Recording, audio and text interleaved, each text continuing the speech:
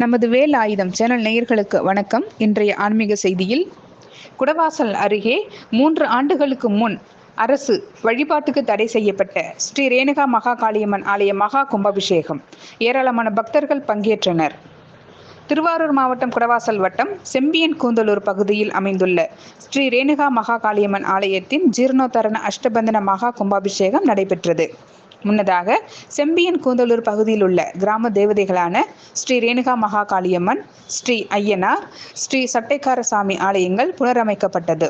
நடைபெறும் கும்பாபிஷேகத்தை முன்னிட்டு மார்ச் 9ஆம் தேதி அன்று காலை விநாயகர் வழிபாடு, கோபூஜை, கணபதி ஹோமம், நவகிரக ஹோமம், வாஸ்து சாந்தி, பூமி தேவி பூஜை நடைபெற்ற பின் முதல் கால பூஜை தொடங்கி நடைபெற்றது. தொடர்ந்து மார்ச் 10ஆம் தேதி 2ஆம் கால யாக பூஜை தொடங்கி மகா பூர்ணாகுதி மற்றும் தீப ஆராதனை நடைபெற்றது. அதனைத் தொடர்ந்து யாகசாலையில் இருந்து மேல தாளத்துடன் புனித நீர் அடங்கிய கடங்கள் புறப்பட்டு ஆலயத்தை வலம் வந்து பரிவார தெய்வங்களான சித்தி விநாயகர், ஸ்ரீ ஐயனார், ஸ்ரீ சாட்டைக்கார சுவாமி ஆலயங்களுக்கு புனித நீர் ஊற்றி கும்பாபிஷேகம் நடைபெற்றது. அதனைத் தொடர்ந்து புனித நீர் அடங்கிய கடங்கள் அருள்மிகு ரேணுகா காளியம்மன் ஆலய விமானம் சென்றடைந்தது.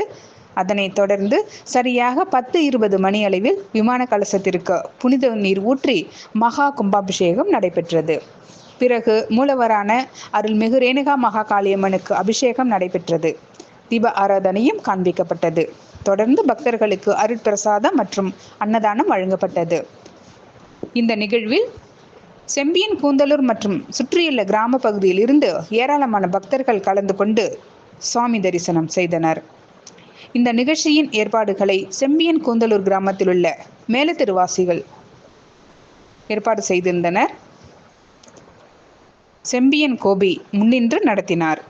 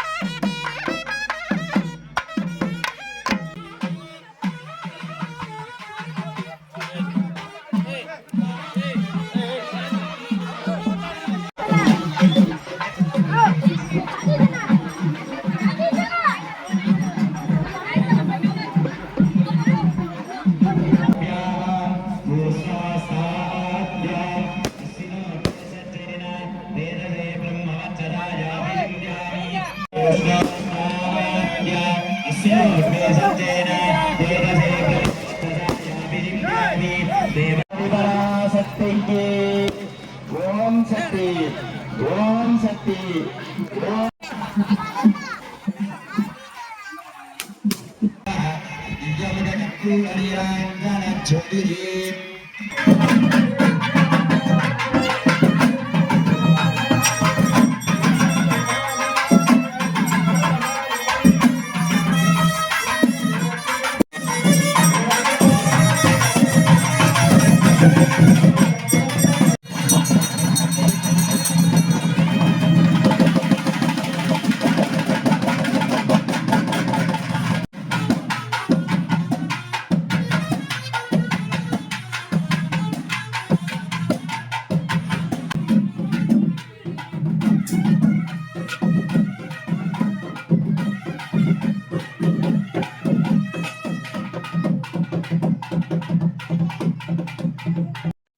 நேயர்கள் அனைவருக்கும் வணக்கம். இந்த வேல் ஆயுதம் சேனலை சப்ஸ்கிரைப் பண்ணாதவங்க உடனே சப்ஸ்கிரைப் பண்ணுங்க. மறக்காம உங்க ஃப்ரெண்ட்ஸுக்கு ஷேர் பண்ணுங்க.